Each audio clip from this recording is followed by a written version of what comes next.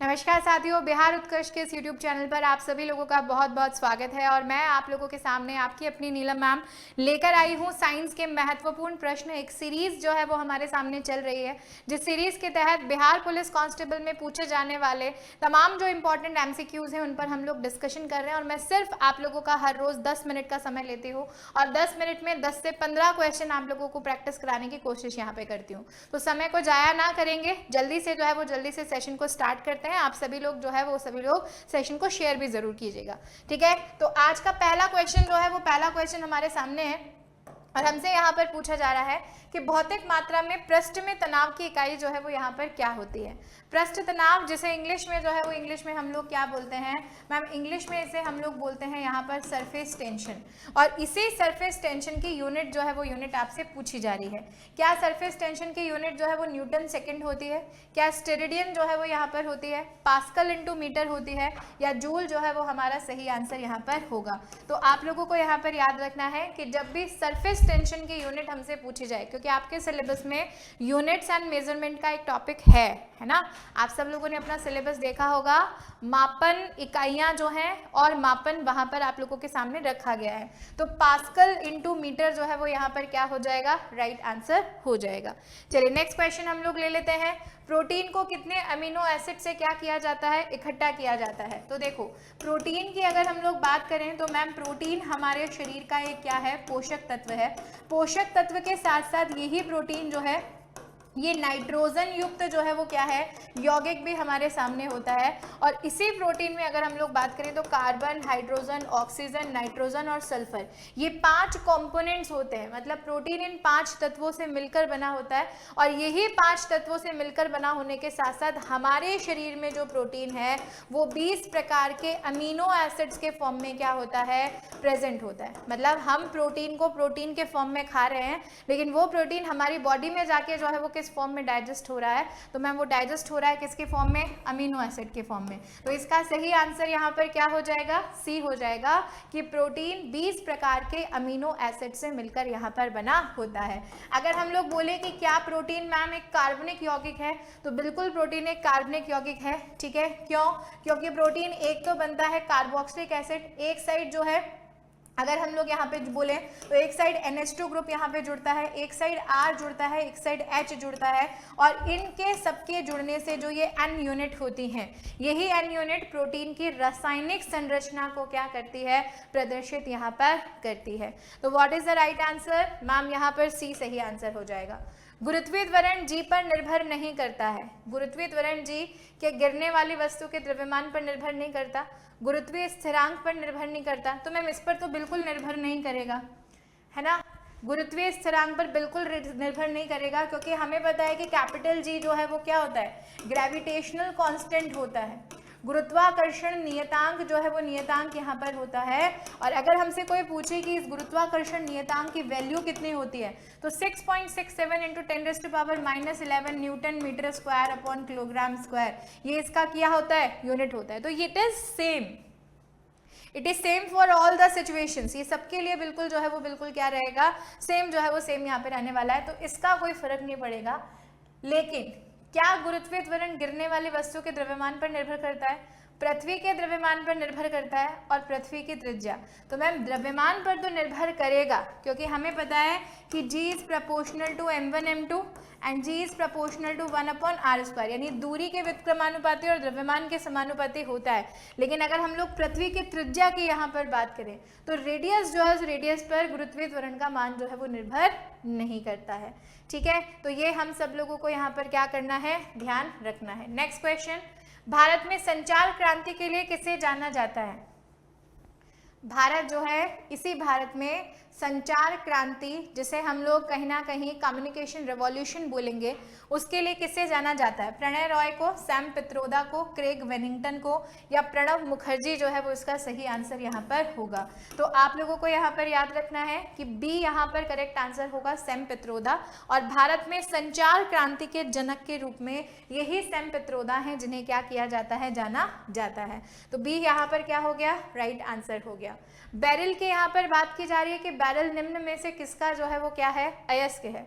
तो निकिल का है, बेरिलियम का है, लेड का है, या टिन का है। तो आपको याद रखना है ब से बेरिल, ब से बेरिलियम, है ना, ब से बेरिल और ब से ही क्या हो जाएगा, बेरिलियम।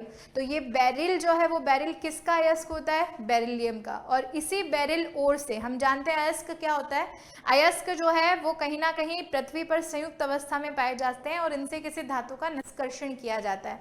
तो यहाँ पर बेरिलियम का अयस्क जो है वो बेरिल हो गया, ठीक है, जिससे बेरिलियम धातु को निष्कर्षित किया जाता है। हवा में मौजूद निम्नलिखित गैसों में से कौन सी गैस है जो पीतल के मलिनीकरण के लिए जिम्मेदार है।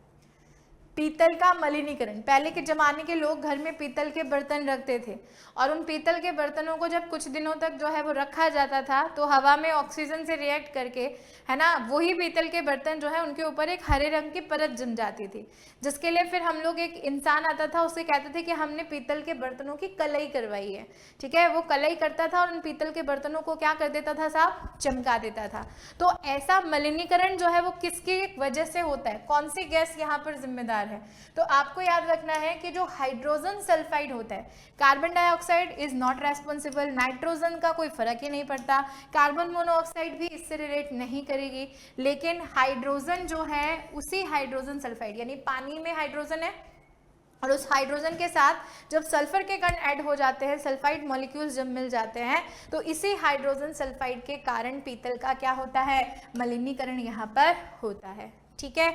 चलिए आगे बढ़ते हैं, नेक्स्ट क्वेश्चन, निम्न में से कौन एक फूल का नर हिस्सा है।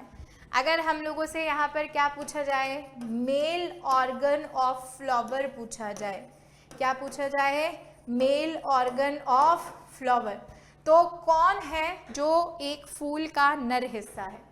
क्या वो स्टिग्मा होगा, क्या वो पुंकेसर होगा, पिस्टिल होगा, या फिर स्टाइल जो है वो स्टाइल इसका सही आंसर यहाँ पर हो जाएगा, ठीक है। तो हमें पता है कि मैम पुष्पों में जो है वो किसकी क्रिया होती है, परागण की क्रिया होती है, पॉलिनेशन का प्रोसेस होता है।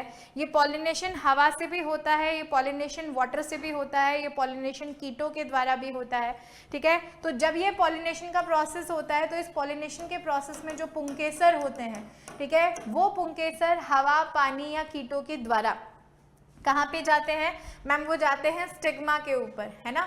तो पुंकेसर कैसा हो गया, प से पुरुष प से पुंकेसर, ऐसे याद रख लो, प से पुरुष प से पुंकेसर, और यही पुंकेसर जो है वो फूल का नर हिस्सा है, जबकि स्टिग्मा, पिस्टिल, स्टाइल, जैसे हम लोग वर्तिका, वर्तिकाग्र और अंडप यहाँ पर बोलते हैं, ये सब जो है वो सब फीमेल ऑर्गन होते हैं।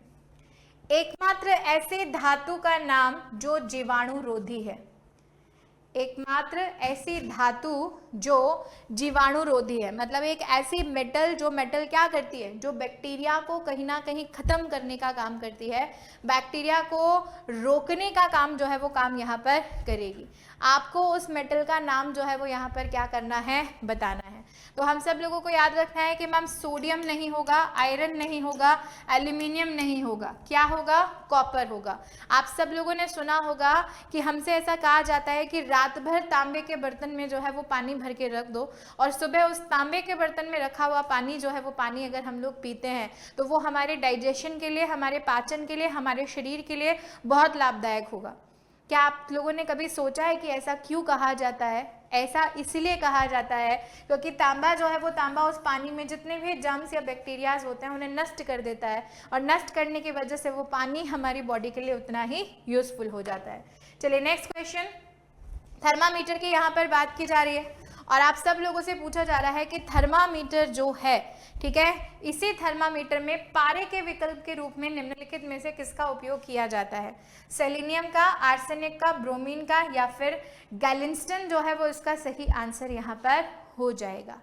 गैलिंस्टन जो है वो सही। अब हम लोगों को पता है कि जब हम लोग पारे की बात करते हैं तो मैम पारा जो है वो पारा एक द्रव धातु है। पारे का एटॉमिक नंबर जो है वो कितना होता है?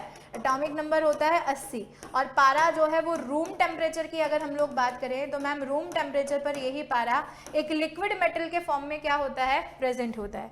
तो पारे के विकल्प के रूप में किसका उपयोग यहाँ पर किया जाएगा? तो आपको याद रखना है कि मैम अगर हम लोग पारे के विकल्प की बात करें तो लिक्विड फॉर्म में गैलिंस्टन का भी उपयोग किया जाता है जो भी रूम टेम्परेचर पर मूव करेगा। ठीक है, चलिए नेक्स्ट क्वेश्चन, सबसे दुर्लभ तत्व यहाँ पर कौन सा होगा?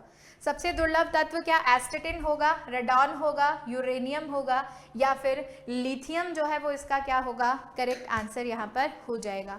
तो आप सब लोगों को याद रखना है कि अगर हम दुर्लभ तत्व के बारे में बात करें तो मैम प्रकृति में जो सबसे दुर्लभ तत्व है वो कौन सा है, एस्टेटिन।